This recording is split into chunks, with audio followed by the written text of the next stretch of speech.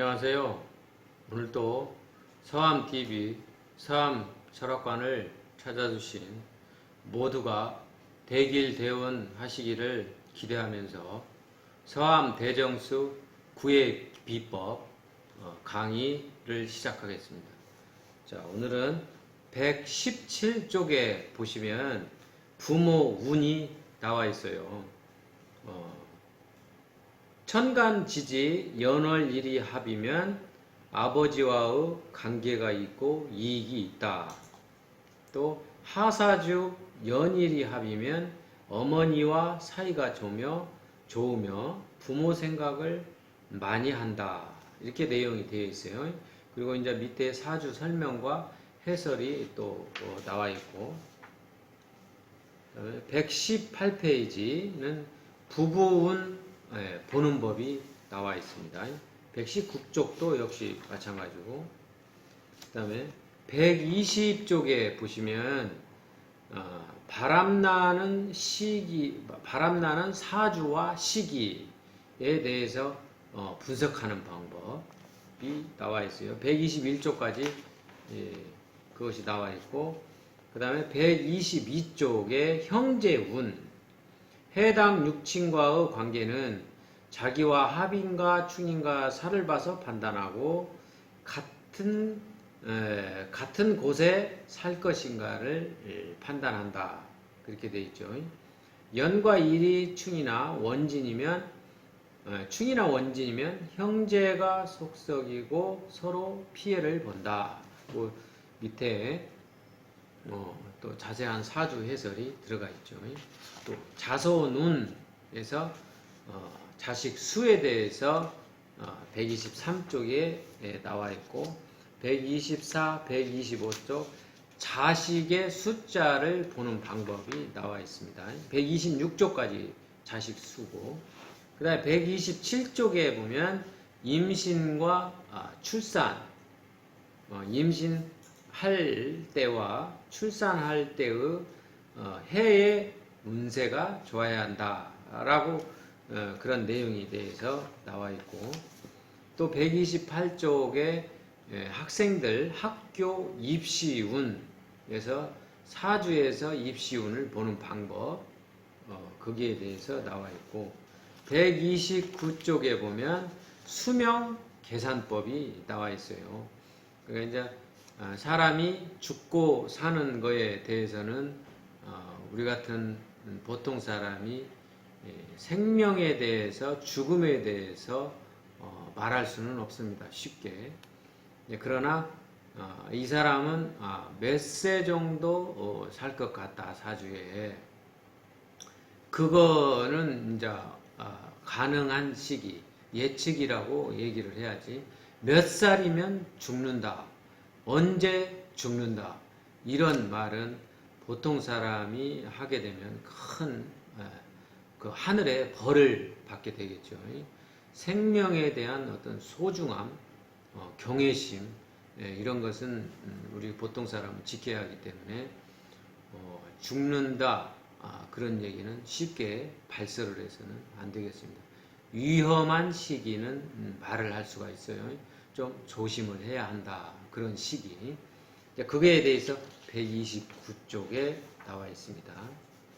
그 다음에 관상과 하사주로 알기 어려운 시 판단법 해서 131쪽에 나와 있는데 우리가 시가 애매할 때가 있죠. 이제 그런 때 자시에서부터 해시에 따라서 관상이나 성질을 가지고 애매할 때 시를 판단하는 방법이 나와 있습니다.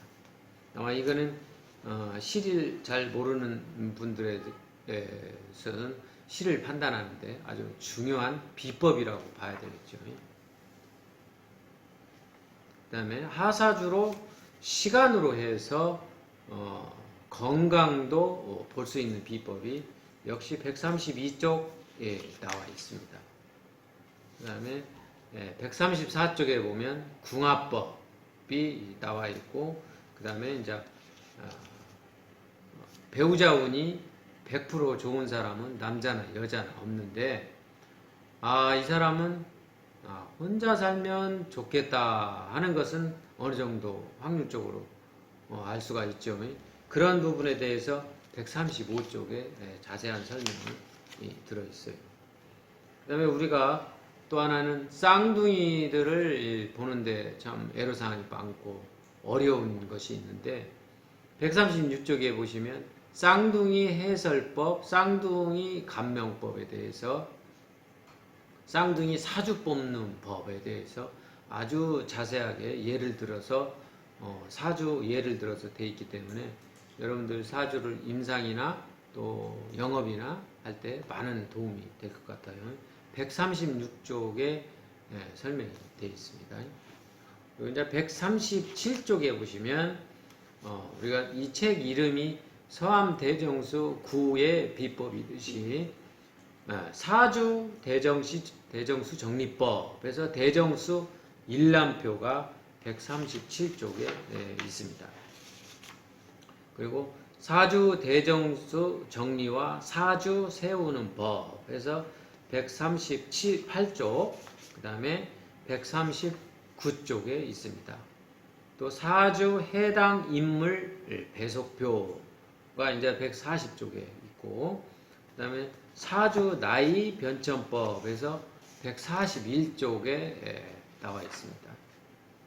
그 다음에 서암 천명수 변천법에서 1은 7로 변하고 4는 3과 6으로 변하고 5는 4와 3으로 변하고 6은 5, 4, 3으로 변하고 9는 1로 변하는 법이 여기 나와 있습니다. 그 다음에 서암 손바닥으로 운세 짚는 법. 그래서 이제 9개의 숫자를 손바닥에 네모로 해서 그림을 그려놓고 운세 1에서 9까지 운세 짚는 법을 143쪽에 나와 있습니다. 이거를 아시게 되면 음력으로 생년월일시만 알면 바로 운세는 뽑을 수 있다.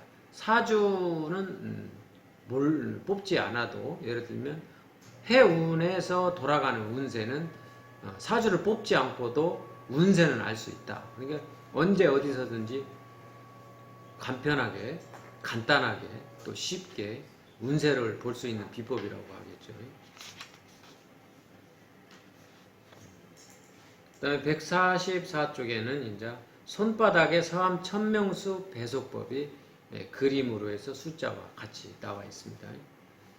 145쪽에 보면 대정수 1에서 9까지요 원리 적용법에서 하도낙서의 어떤 유래에 대해서 나와 있고 사주 초명학의 유래에 대해서 또 나와 있고 148쪽에 보면 서암 천명수 1에서 9까지의 원리 적용 및 해설 그래서 서암수 오행에서 1, 2는 목이 되고 3, 4는 화가 되고 5, 6은 토가 되고 7, 8은 금이 되고 9와 0은 수가 됩니다.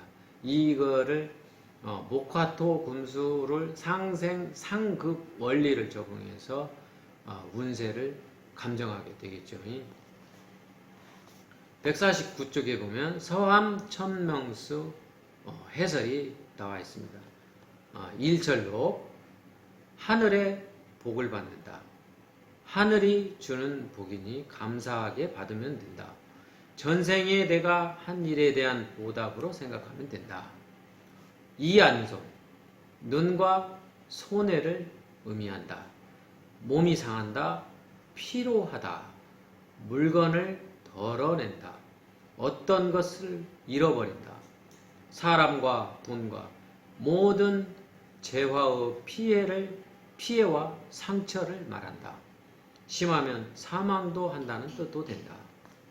삼식신, 밥과 음식, 즉 의식주를 말한다. 인간은 먹을 것을 떠나서 살 수가 없다. 먹을 것을 관장하는 신이다. 사징pháp, 소리와 흩어지고 부서지는 것이니 사람과 재물과 얽히는 것이다. 법에 관련이 되고 민사, 형사, 병원의 접촉을 말한다.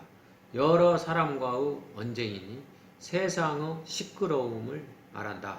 오귀, 목화, 토, 금, 수를 말한다. 목은 나무의 신, 화는 물의 신, 토는 땅의 신, 금은 산과 쇠의 신, 수는 물의 신이다. 5가지의 신이 있으니 자연의 신비로움과 경이로움을 알아야 한다. 육합식, 육합식에서 6가지가 되겠죠. 첫 번째는 재물을 뜻하고 사람이 살아가는데 꼭 필요한 것이다. 두 번째는 심, 마음과 사랑을 뜻한다. 만약 사람의 마음이 없는 세상은 너무도 삭막하다. 동물들의 세상같이 약하면 잡아먹고 살벌한 세상이다. 사람이기 때문에 따뜻한 마음이 있어야 하듯 사랑스러운 인간의 뜻이다. 세 번째, 관, 명예요, 끝이 없다.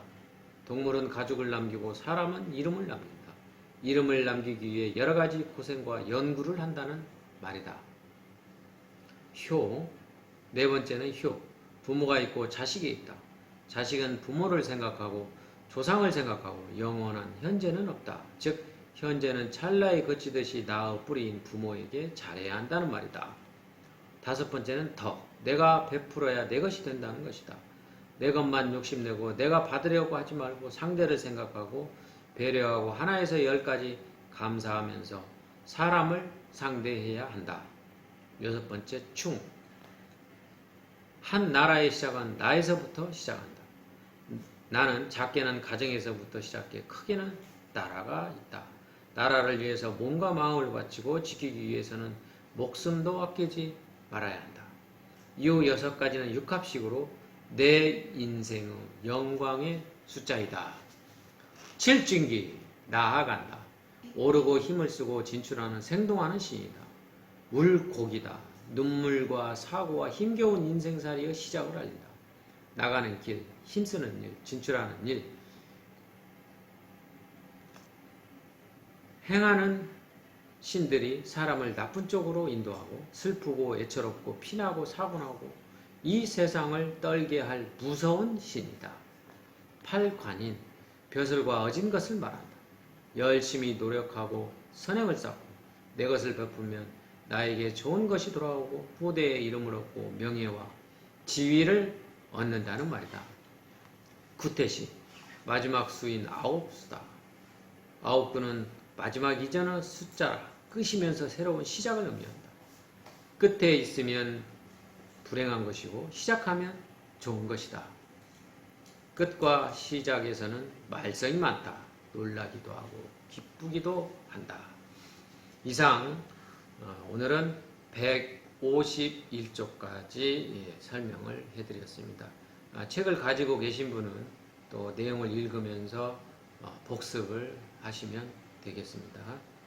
지금까지 서암TV 서암철학관을 시청해 주신 모두가 대길 대원하시기를 기대하겠습니다. 감사합니다.